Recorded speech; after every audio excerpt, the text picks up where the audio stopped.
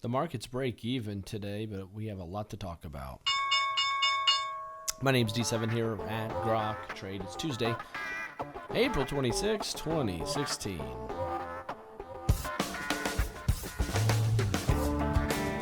Mixed market today, with the NASDAQ down 0.5%. Banks though up 1.2%.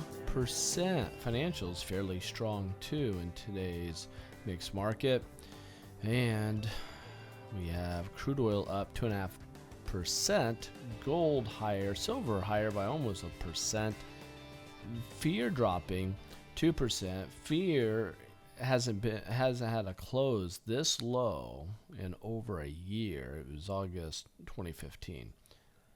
And here are the spiders. Had this nice up channel, goes into this rising wedge, and then we broke below it, but this nice bull pullback, and then we pop.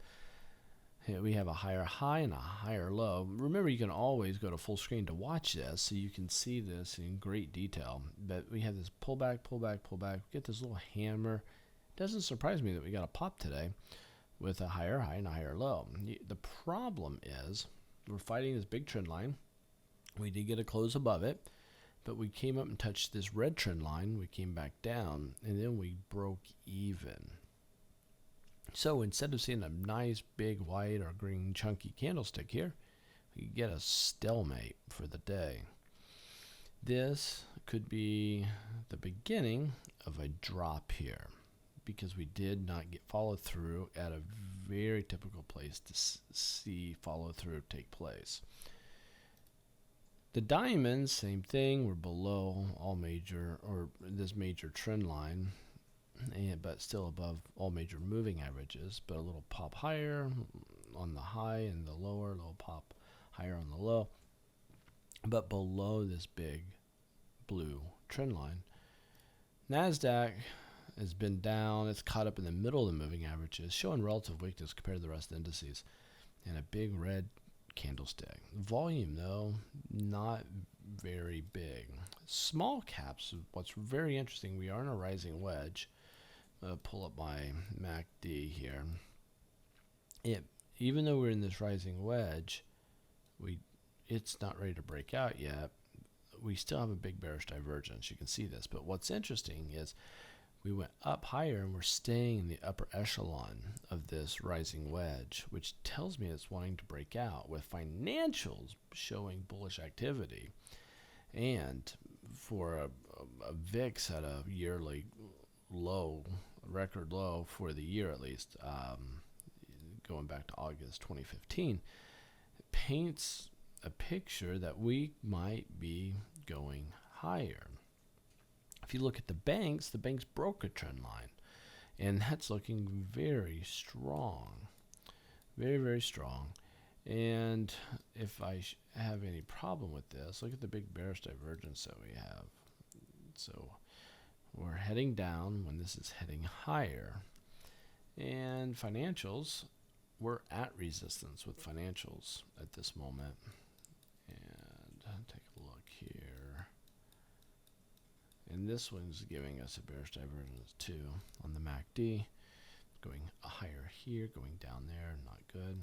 US dollar, I put a green arrow there. I think the US dollar is making an inverted head and shoulders after a falling wedge breakout to the upside. That's what I'm foreseeing, and I think that could be good.